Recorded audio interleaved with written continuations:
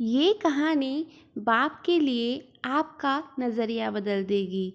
आकाश अपने पिता के हमेशा टोकते रहने वाले स्वभाव की वजह से उनसे काफ़ी परेशान था। रूम का पंखा चालू करके कहाँ गए थे? सुबह हो गई फिर भी लाइट क्यों चालू रखा है? जब देख नहीं रहे होते हो तो टीवी क्यों चालू करके रखते हो? बाइक ठीक से पार्क क्यों नहीं करते? कभी तो अपने जूते पॉलिश कर लिया करो, सुबह जल्दी उठा करो। कितने आलसी हो गए हो, कभी जॉगिंग नहीं करते। दिन भर में न जाने आकाश को क्या क्या पापा से सुनना पड़ता था।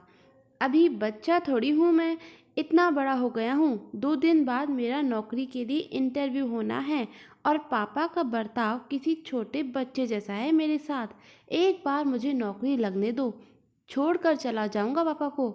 शहर में ही रहूंगा, फिर पता चलेगा उन्हें। अभी कमाता नहीं हूं ना, इसीलिए फालतू की चीज़ें सुनाते रहते हैं। पापा से नाराज़ आकाश के दिमाग में कुछ ऐसे विचार चल रहे थे। 2 दिन भी बीत गए और आज वही दिन था जिसका आकाश को बेसब्री से इंतज़ार था। आज उसके इंटरव्यू का दिन था। सुबह सुबह जल्दी उठकर भगवान का आशीर्वाद लेकर आकाश उस जगह पहुंच गया जहां पर इंटरव्यू होना था। जिस बिल्डिंग में इंटरव्यू था उसके गेट पर कोई भी गेट कीपर नहीं था। आकाश ने देखा कि गेट एक साइड से टूटा हुआ है, लेकिन कुछ स्क्रू फिट करने से वह सही हो सकता है। आकाश ने रुक कर स्क्रू को टाइट कर दिया और गेट को सही करने के बाद वह बिल्डिंग के अंदर घुस गया।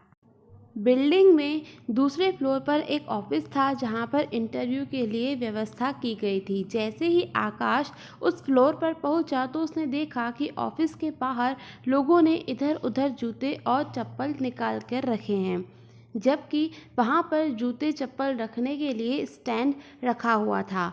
यह देखकर आकाश को अचानक अपने पापा की याद आ गई, जो उसे भी अक्सर अपने जूते चप्पल रखने को लेकर हमेशा टोकते रहते थे। आकाश से रहा नहीं गया और उसने बेमन से ही सही लेकिन उन सभी जूते चप्पलों को स्टैंड पर अच्छे से रख दिया।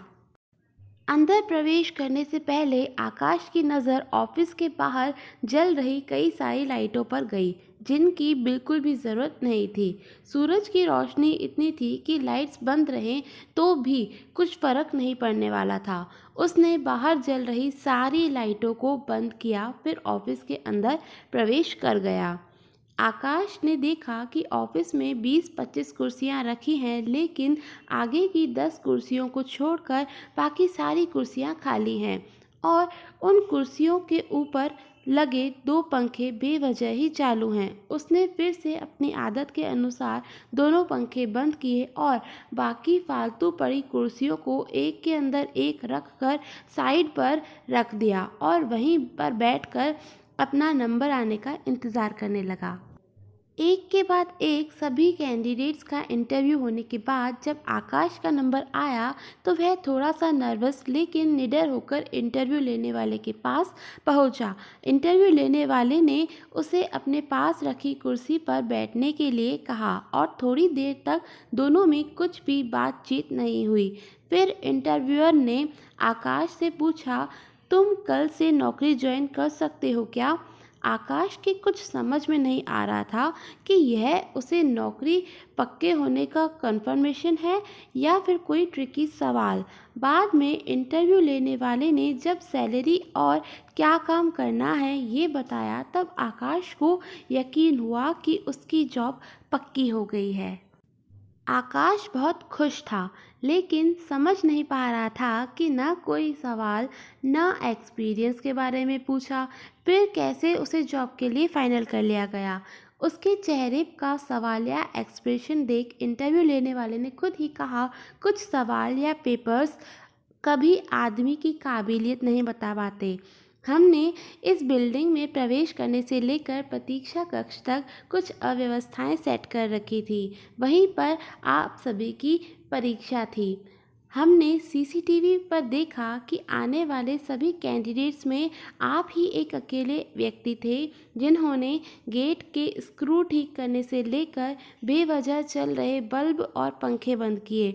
ऐसा कर आपने अपना चीज़ों को यूटिलाइज करना और बचत करना तथा रिजेक्शन कम करने जैसे गुण दिखाए।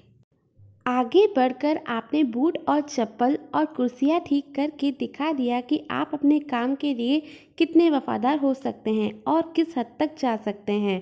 बस हमें इतने गुण काफ़ी थे आपको नौकरी पर रखने के लिए। पूरी बात समझ आने पर आकाश को फिर से अपने पापा की याद आई और याद आई उनकी कही हर बात। लेकिन इस बार उसके मन में कड़वाहट नहीं थी, क्योंकि उसे आज समझ में आया था कि पापा ने उसके लिए उसी मूर्तिकार का किरदार निभाया था जो अपनी मूर्ति को सुंदर और कीमती बनाने के लिए उस पर कितनी बार छिन्नी और हथौड़ी चलाता है। आकाश, जो नौकरी मिलते ही अपने बाप से दूर भागने की सोच रहा था, वो नौकरी का कंफर्मेशन लेटर और साथ में मिली 1 महीने की एडवांस सैलरी को घर पहुंचते ही अपने बाप के कदमों में रख देता है। उनसे माफ़ी मांगते हुए कहता है कि पापा मुझे माफ़ कर दीजिए, मैं आपको समझ नहीं पाया। अपने बेटे के लिए आंखों में खुशी और गर्व के आंसू के साथ पापा आकाश को गले से लगा लेते हैं और उसके सिर पर प्यार से हाथ फेरते हुए उसे आशीर्वाद देते हैं। दोस्तों, जब भी आपके पेरेंट्स आपको कुछ कहें तो उसके पीछे का कारण ज़रूर जानने की कोशिश करना। कभी डांटे या टोकें तो उसके पीछे के सद्भाव को समझने की कोशिश करना। एक बार आप अपने लिए गलत सोच सकते हैं, मगर आपके पेरेंट्स नहीं। दोस्तों, ऐसी और कहानियों के लिए मेरे चैनल को सब्सक्राइब ज़रूर करें। Thank you for watching.